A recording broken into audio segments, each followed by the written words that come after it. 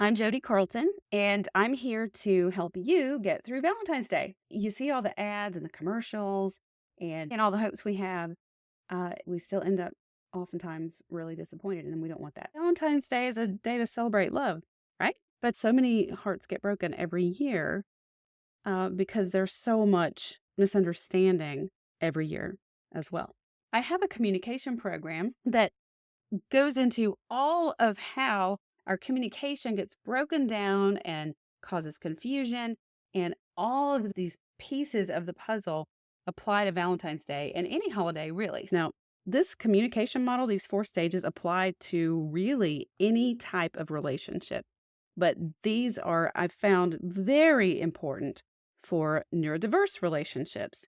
And we're going to talk today about how these apply to Valentine's Day and how your communication is probably really getting in the way and you're misunderstanding each other and it's causing difficulties. Now, this may be your first Valentine's Day together. You may not have been through this yet. And so this will help you to have a better Valentine's Day.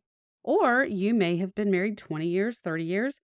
And I'm going to talk about why all of that history has reinforced a lot of negativity in your relationship that's repeating itself over and over again. And we're going to break it down. The first stage of communication is what we bring to every single interaction. We think of baggage negatively. We think of, oh, if somebody's got baggage, that means the negative things that we're bringing. But really, what we're bringing to our relationship, it's so many things. It's everything about us. It's our values and our beliefs and our culture and our family history and our opinions and our personality and the way we think and the way we feel and our expectations, our preferences. Sometimes our baggage has to do with our support network, the people in our lives that are there in our history and even in our present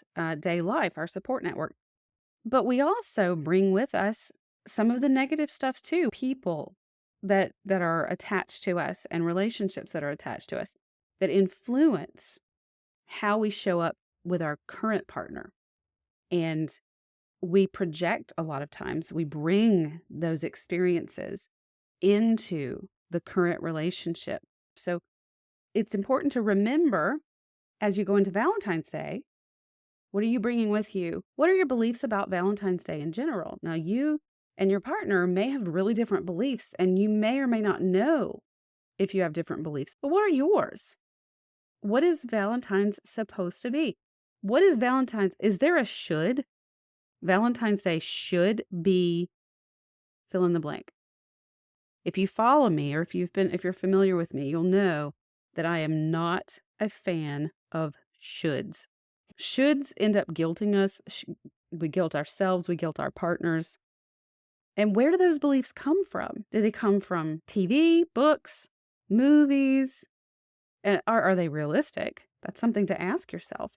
I had a conversation with one of my private coaching clients this week about how sometimes romance novels, rom-coms, the romantic comedies, sell an idea to women that men are supposed to react and respond to us and interact with us the same way our girlfriends do. And so we want that from our guys. But ladies, dudes are dudes. They can't be our girlfriends. They're not wired that way. And then in a relationship with a man who is autistic, then he's just not going to be wired that way. We're bringing our neurology, our biology, our different brains and the way we think and the way we feel. We're also bringing our wishes, our hopes, our preferences. I specifically left the word needs out of this because the problem I have with that word is that we've gotten too comfortable with using the word need interchangeably with the word wish, hope, preference, whereas a need is something that we actually have to have. It's like water and food and shelter.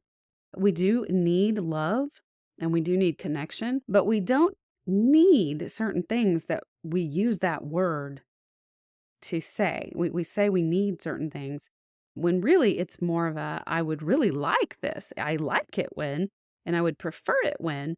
Those are wishes. Those are hopes. Those are preferences.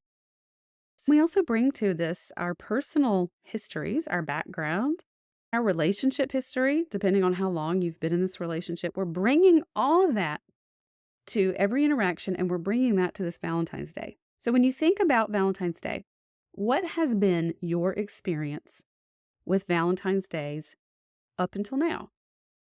Have you had really incredible, awesome Valentine's Days? Or have they all been pretty disappointing? Have they been disappointing with this partner? Have they been disappointing with other partners? Or have you not had partners? And so now you have a new boyfriend or girlfriend, and you're hopeful and you're excited, but you're scared. Or maybe you've been in this relationship or marriage for a long time and it's just been a big disappointment. I think that the likelihood is that you've had some struggles. And so I want you to think about the fact that you're bringing your previous experiences with you. And those experiences are going to influence your expectation of this Valentine's Day, and also what you expect of your partner, how you perceive your partner. If you've had bad experiences, if someone's been disappointed in you, then you're likely to be bringing that with you as well, and maybe fearful of the same kind of disappointment or criticism. So you are more likely to experience this holiday and be influenced by what you're bringing with you. So let's talk about some of the things that our culture and our society actually interject for us into our expectations. And so these are some of the topics that come up around Valentine's Day. Our expectations about gifts. Are we going to do small gifts or large gifts? Chocolates. Am I going to get chocolates? Or flowers. Am I going to get flowers or jewelry? And even then, there's a range of expectations there. Flowers can be anything from running to the grocery store and grabbing a small bouquet to very expensive roses. Jewelry, there's a lot of room for a range of costs there. Trips, vacations together for Valentine's Day. And of course, everybody's budget, just as people, as a couple, is very different. And if you have very different values, maybe, on how to spend your money and how important of a holiday Valentine's Day is, then this is an opportunity for a major disconnect here if you haven't actually talked about what your expectations are. And even if you have talked about it, but you still have different values about this holiday. Some people don't really see the point in celebrating holidays, not just Valentine's Day, but birthdays and Christmas and even their own birthday. A lot of autistic folks say it's just another day to me. And I don't understand the reason why we celebrate differently on this day. And I've had neurotypical partners say that hurts me. And I'm disappointed because this is a day to celebrate our love. But then my autistic folks say, but I love my partner every day. And it makes no sense to me just to celebrate that on a certain day of the year. And that makes sense to me. Both sides of this make sense to me. But when we don't stop to consider our partner's perspective, that's when we start to get disconnected. So some of the other expectations where we can really misunderstand each other is connection. How are we going to spend quality time? Is it necessary? Are we going to have a date night? If we have kids, do we haul the kids along with us? Do we get a babysitter? Sex can be a pretty big point of dread or fear or anxiety. But if it's something that you're not talking about and you don't know how you each feel, some people may think, oh, this is a night where we're going to connect romantically, and somebody else may be a little bit concerned about that. And then the actual expressions of love, spoken I love yous, may be something that's expected of someone who uses words like words of affirmation. If we want to talk about love languages, someone may be expecting a card or some kind of gesture of love, which feels affirming of the relationship. Whereas someone who doesn't use words to affirm love, that may be uncomfortable for them. And if you are expecting those words, and if that's the way that you receive love, that's the way you feel affirmed in the relationship, then you may feel disappointed or sad or hurt if you don't receive that on Valentine's Day because you have that expectation.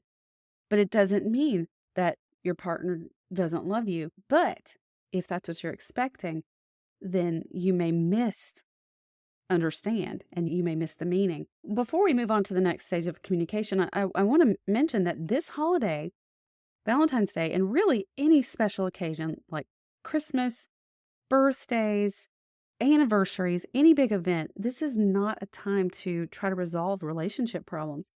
Sometimes this is when they come up because this is when anticipations are high, expectations are high, and it's actually the worst time to have high expectations and anticipations because this is when the greatest opportunity for a disconnect exists if you don't have a solid communication method and strategy. And most people in neurodiverse relationships don't until you've learned how. Wait for another time to try to dive into those and resolve those. You don't want to do something called kitchen sinking, which is, it's just an expression for pulling out all the problems that have been going on in the relationship and bringing them up.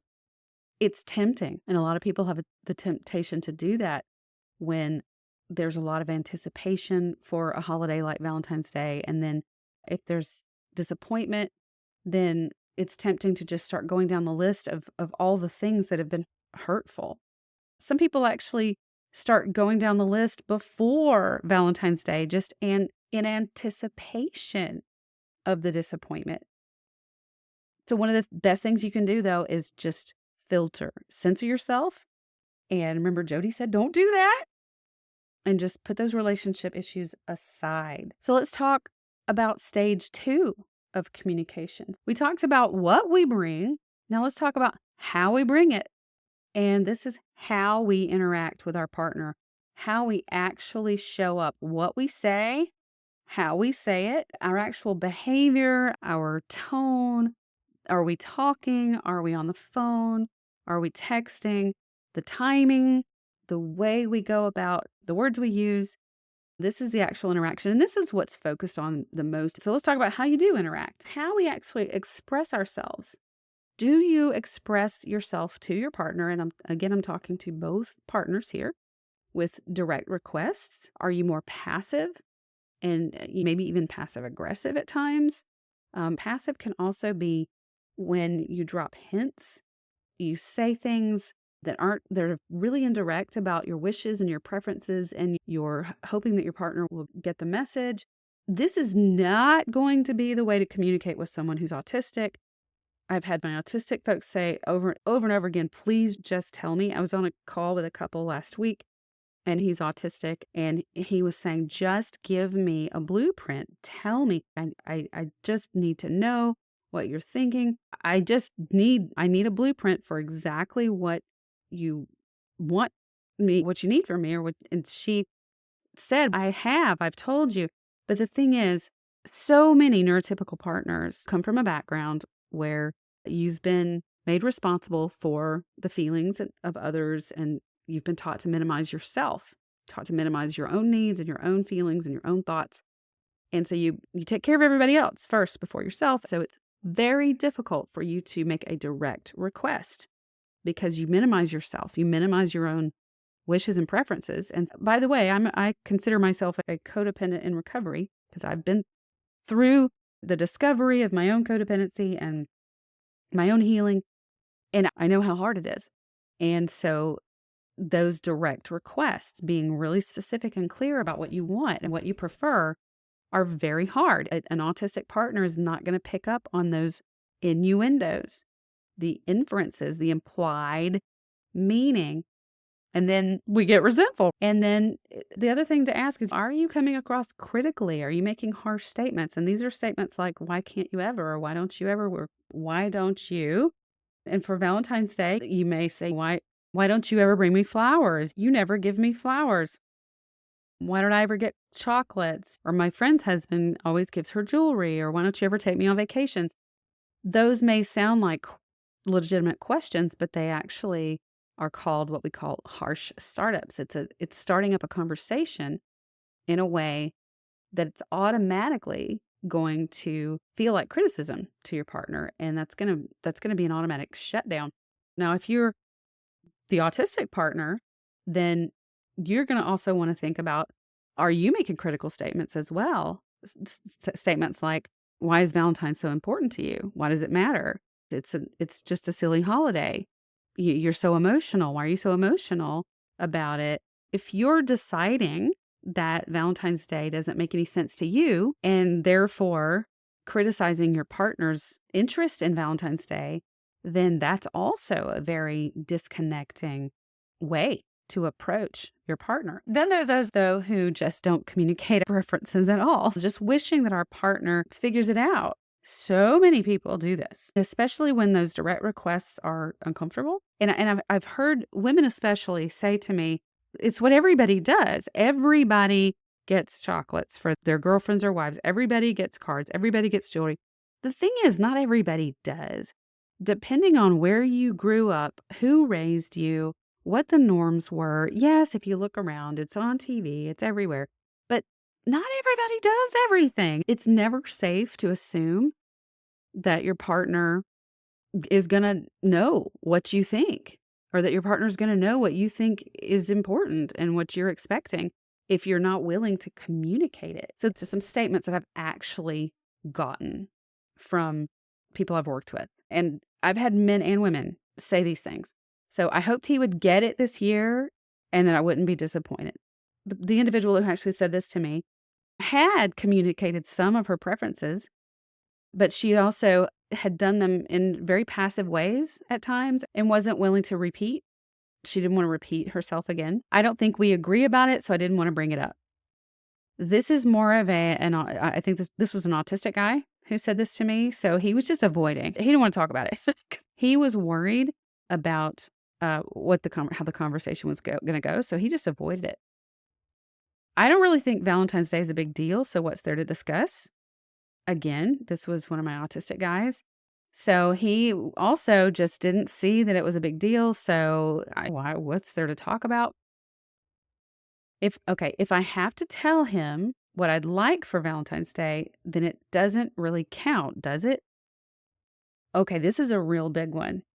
And you can even fill in the blank for my birthday, if I have to tell him what I want for my birthday, what I want for Christmas, or even what I want every day of the week, what I want for what kind of help I want around the house or with the kids. Or a lot of people think, especially neurotypical, and really this is more of a woman thing. Women tend to believe that if you have to tell a man what you want, then it doesn't count that they follow through. That somehow it's only matters, they only get points for caring for you if they know you well enough to know what you want. This is absolute just garbage, you guys. Garbage. There's this myth that has been sold to us that our partner is supposed to, here's a should, our partner should endeavor to get to know us so well that they know us. They know our wishes, our desires, our dreams, our hopes so well that they just naturally know what we're going to want for our birthdays and for our just what that's just garbage, you guys. Now, it's not unreasonable that our partners do know certain key things about us, certain things that are important, like our core values. How do we lean politically? Some really major basic values of ours and interests and those types of things. Yeah. But things like gifts and some other types of preferences, we can only know ourselves best. Now, you may know your partner because you've studied them very well. But the thing is, this is a codependent trait to study someone and just know them so well that you can anticipate their very next thought and their very next move. And as a matter of fact, oftentimes you're wrong. And codependents tend to believe that they know other people as well as that person knows themselves. I caught a client this week in a thought like that. And her husband was not on the call with us. And we were going through a scenario, and it was a conversation that she was wanting to have with him. And she said multiple times, she said, he's going to say da da da da, and he's going to da da da da, and he's going to say da da da da. And I said, you seem to really believe that you know exactly what he's going to say and what he's going to do. And she's like, I just know what he always does in the past. And there is some degree of validity when you've been with somebody for a while, but we also have to accept the fact that we don't know what someone else is going to do or say. We are not them. And sometimes we decide for them what they're going to say and what they're going to do. And then when they say something different, we don't believe them. We go with our version instead. And we're like, no, I don't really think that's what you believe, or I don't really think that's what you mean. And then we are actually deciding for someone else, for another human being, what their thoughts are and what they believe or what they think, and that's controlling. And that is actually a trait of codependency. And it's not a malicious type of control at all. It's actually a survival mechanism because we had to anticipate the thoughts and actions of people in our lives at a very young age, especially people who were neglectful or emotionally or even physically abusive, in order to survive. It was a psychological tool. But now we use it with our partners and it's dysfunctional. So something to think about, you guys. Giving you a little psychology therapy lesson there. Here's another one. I'm dreading it because I usually disappoint my wife. And this could be also, I'm dreading it because I usually disappoint my husband. This one, I've heard this one go both ways from clients. Some of these, you guys, are actually said to me almost exactly the same from different people over and over through the years. It's amazing how you guys all say the same things to me. So we've got our avoidant husband here who just is dreading this Valentine's Day thing. And this doesn't want to talk about Valentine's Day because he doesn't even know how to have that conversation. He's anticipating the disappointment. He doesn't even know how to have how to go about anything related to the holiday. And he just wants to avoid it and just wants to breeze on through and get it over with and be done with it. And then, okay, here's the sex thing. I'm dreading it because I think my partner is going to expect sex. And what if I'm not feeling it? Now, I've gotten this one from both neurotypical and autistic partners.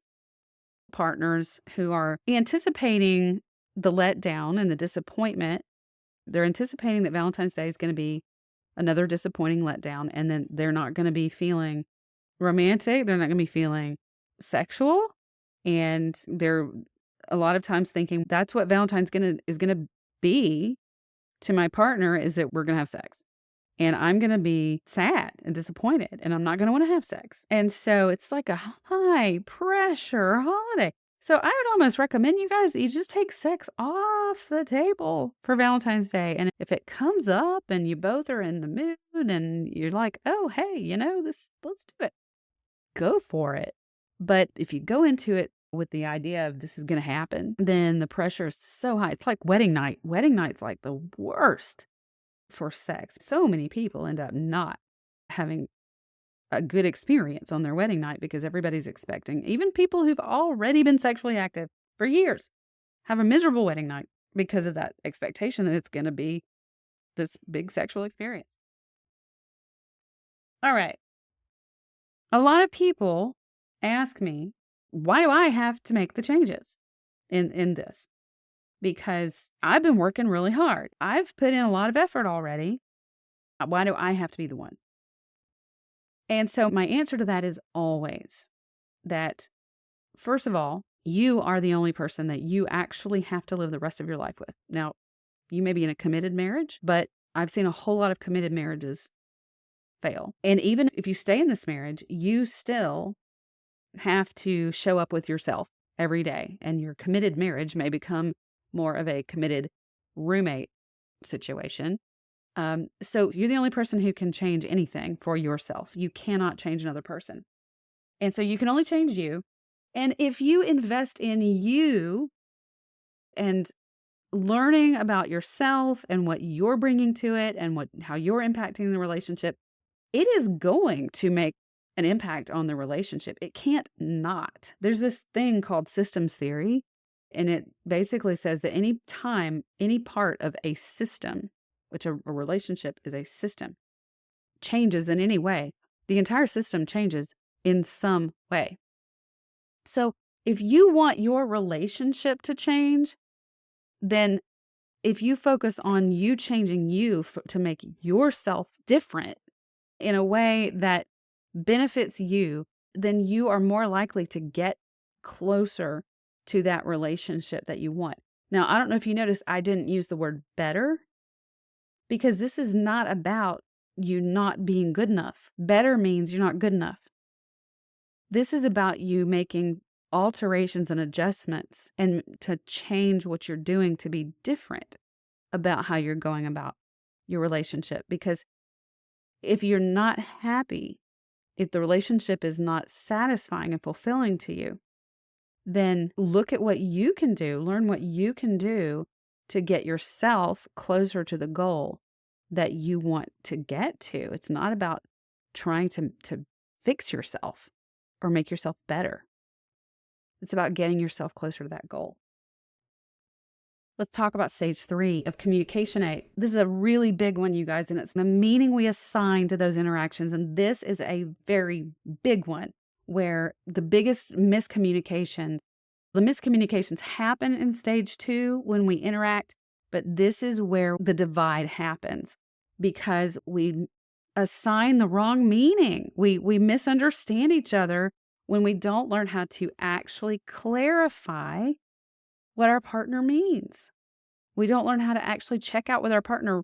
What are you actually saying? And when you're in a neurodiverse relationship, you are not speaking the same language. You're not using words the same and expressions the same. Your brains aren't thinking in the same way. And you don't realize it. You don't know it. You're using the same words, but they have totally different meanings. So let's talk about it. So you want to learn how to talk to each other to clarify meaning. And differences don't mean right or wrong because so many folks hear, okay, if you mean something different than you're saying I'm wrong and you're right. That's black and white thinking. Perspectives are not about right and wrong. And I often use the analogy. If you've been following me for a while, you've probably heard this a few times, but I'm going to say it again to help you remember.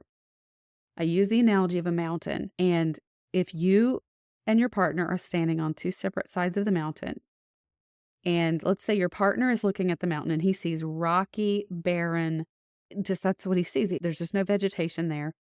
And you're looking at the mountain on the other side and trees and it's green and there's a waterfall.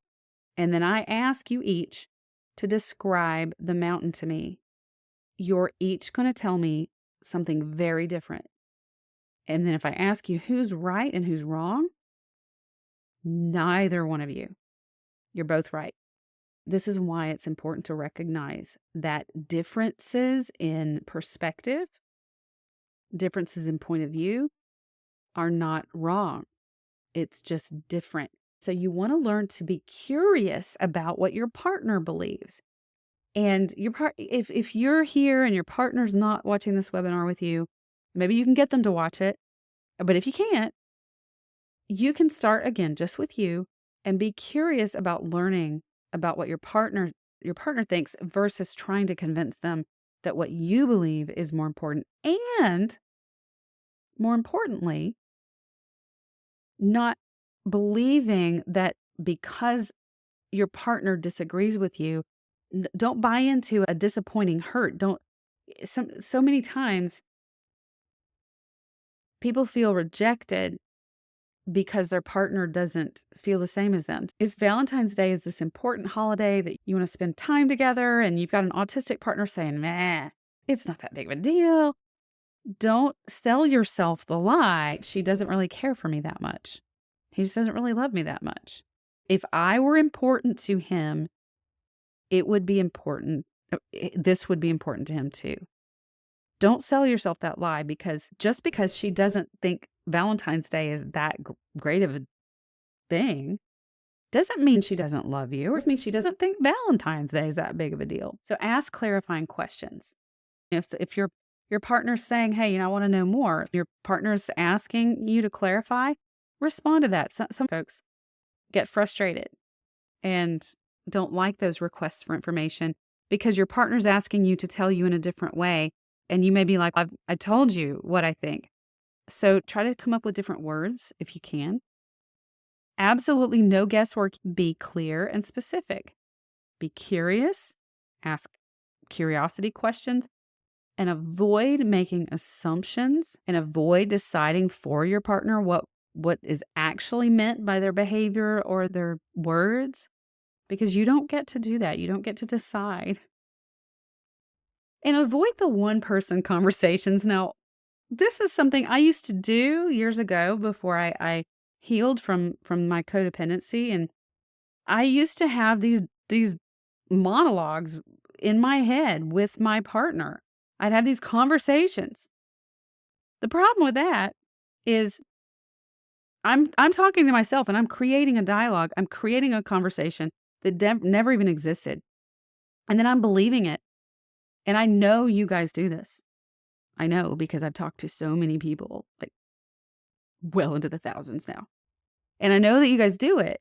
And this is a big opportunity for disconnect, because once you've done this, you can also form a memory and store it and actually misremember that you had that conversation for real. And you're really remembering the conversation you had with yourself. So let's talk about stage 4 of communication, because it's about how we remember things. So it's what we take away from our interactions, it's how we actually store the information from our interactions. It's like saving a file on our computer. So we talk to our partner, we share with them, we have those interactions, we try to figure out the meaning. And if we don't clarify the meaning and we just figure out our own meaning and we've got different understandings of meaning, then we store it as a file and it becomes part of our relationship history. And I'm told by people all the time, I feel like I got a bait and switch. This is not the person I married. And then a lot of partners are like, she's crazy, but whatever. And this is who we become this is the narrative. When I say the narrative, this is the story of our relationship, the story of our partner. This is how we define our relationship. You've got a very messy relationship, and this is the baggage you have. This is what you're taking away from your interactions. It's a mess. And this is what you are coming right back to every interaction with, this messy suitcase of memories that aren't accurate. You don't have accurate understandings of each other. You don't even know what you each think, and you don't have the same memories of the conversations you've had. And that's why when you go back and rehash things, you don't remember them the same way. And you get into those he said, she said arguments where you feel gaslighted because somebody's denying what you remember and what you know to be true. And that's because you're not remembering it the same, because you haven't clarified meaning, and you're literally remembering things differently. And part of that is because you aren't interpreting it the same.